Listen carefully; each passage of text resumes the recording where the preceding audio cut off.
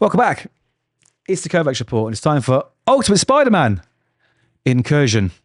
Yes, I'm sorry. It's not Jonathan Hickman's masterpiece we're going to take a look at today. It is Deniz Camp and Cody Ziglar's Incursion miniseries. Now, I am going to go through the book page by page, so if you don't want it spoiled, please read the book first before watching the video. Like, subscribe, helps the channel. I'd really appreciate it. Quick recap time. So, this book was a mess. Issue 1, basically, Miles Morales was offered this card, and it's a technological piece of advanced equipment. I don't know exactly how to explain it, from the maker to join him, I guess. But you know, he said no, and he dropped this potentially dangerous, unexplained piece of technology in the waste paper basket of his baby sister's bedroom, because that's the place where you put these items, right? You put it right next to a helpless child. Now she's managed to crawl out of the cot, God knows how, and she's activated it, and both of them have been beamed into the Ultimate Universe. And unfortunately, Miles wasn't quick enough for some reason to catch her or web her, so they're in different locations. Now, issue 1 was spent with Miles and our Peter Parker and his son Richard in his black suit, knocking on windows throughout New York or Manhattan, trying to find a kid, because that's what you do, right? You just go knock on random windows to look for this missing infant that is now in extreme danger, potentially. Anyway, at the end of the issue, Spidey and his son decided it was tea time, and they got to pop back to the apartment to have dinner with his sister and good old Mary Jane. So they couldn't help him anymore. So they just left this defenseless child, just sitting there, really. You know, wherever he was. Can't help you anymore, Miles. You're on your own, kid. But then, of course, giant man of the wasp turn up and snatch Miles Morales up. So that's issue 1. Absolute complete mess. Watch the video, read the book. Hopefully you'll feel the same. Anyway, we're in Wakanda now, and we find out that the baby sister is actually in Wakanda. How? We don't know. We have no idea. But there she is, and they're running their experiments to try to find out if it's a hidden weapon from the maker, that he's that bad that he would use a child as a weapon, which I believe he would. But no, they say, look, the residual energy around it, the readings we're getting, the tests have come back. It's more that she's surrounded by this sort of the remnants of a teleportation portal of some kind. So they're trying to figure out who she is, what she is, but they understand that there's something special about her, and she is the key to some kind of new beginnings. What those are, we do not know. And then we jump straight to Wasp and Giant Man, Ant-Man in this case, with a very irate Miles Morales. Now he's pissed. You know, he wants his sister, right? There's loads of jokes in here about, you know, in my world we could have just come here in seconds in a Quinjet. They're like, what's a Quinjet? There's all these jokes alluding to his world, and they're just not funny. The humor, much like Cody Ziglar's Daredevil, just fall flat. They just fall flat. Anyway, they're in the sort of reclaimed land of Rwanda. They're on the way to see the Black Panther in Wakanda. Don't give him a call or send a message out. You know, you've got Doom there, Mr. Fantastic, right? You've got Iron Lad. Could they not contact them? They've got all this technology that they can use, highly advanced. Is there no way of contacting Wakanda? I mean, why have they got to spend all this time and energy and effort driving there after I don't know, an 8-hour flight or whatever it was. Anyway, it's been 3 weeks since Miles has landed. He's met the rest of the Ultimates, obviously, and they're on this mission to ask for help from Wakanda. Now, when they get there, they're immediately attacked because they are considered terrorists at this point in time. And then the guards come out from this Wakanda sort of stronghold. And what do? They start fighting, of course, because you've gone there for help.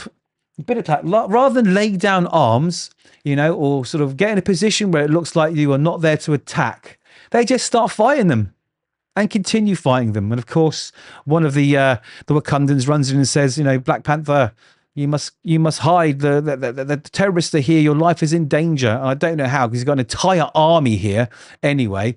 But he says, no, I will go face it. I'm the king of my people. I will protect them. And then we get this whole long-winded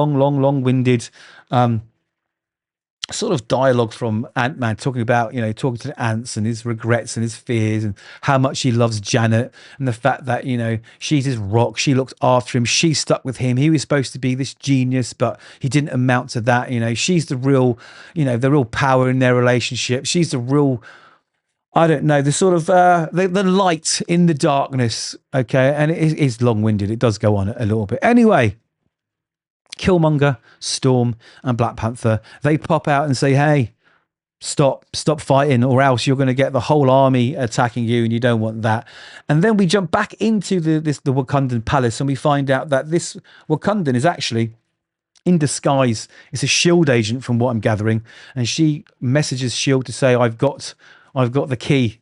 The key's in the pocket. So they're referring to the Miles Morales' sister. So they obviously know that something important to do with this kid that we don't know yet. It's still a mystery.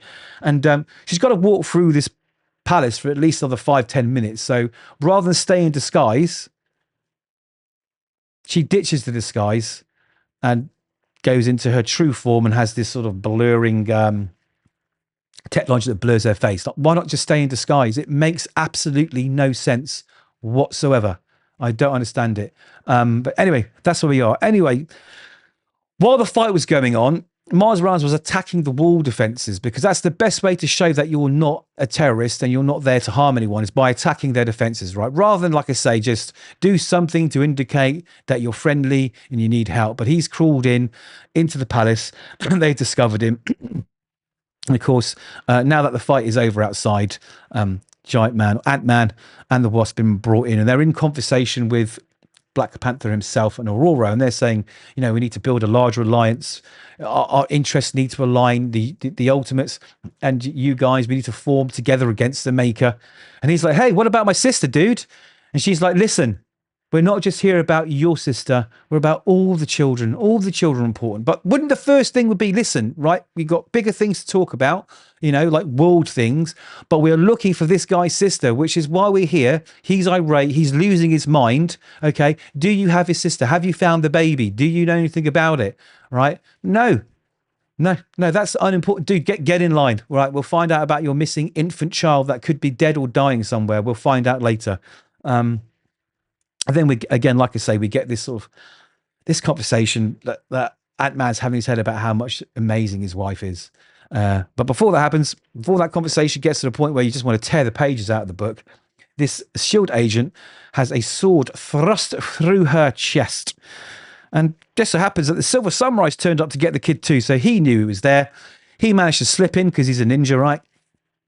Or some kind of samurai. I don't know. It just happens to be they're on the same day as everyone else turn up to steal the child for the glory of Empire of Hai no Kunumi. I can't pronounce it.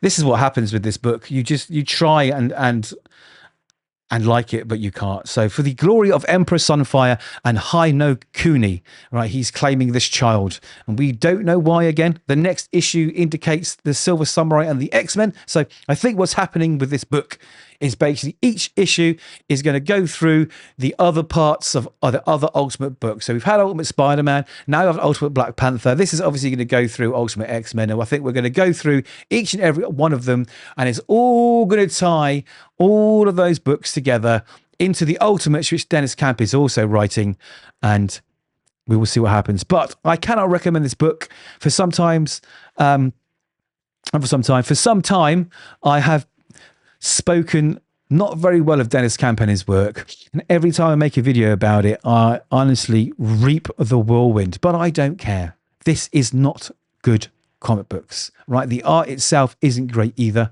I'm really sorry. It's poor. The whole thing is poor. I do not like it. I don't understand what this is trying to do. It could have been done in the other books. Also, as you know, the Ultimate books I think are ending at I think issue 24. So that's to me says maybe they're going to relaunch this again in a different Ultimate line, or maybe try and integrate it into the 616. I'm not sure, but it's not the end of the Ultimates, the Ultimate line apparently, but there will be some kind of new beginning again soon. I'm guessing it's going to happen after the showdown with the Maker, or maybe this leads into a big Ultimates event book, maybe, where everyone is fighting the Maker, and I don't know. But for now, Spider-Man Incursion is not on my pull list, and the only reason I'm reading it is to review it. So I'm really sorry, guys. Those are my thoughts. Please let me know yours, and I will catch you in the next one.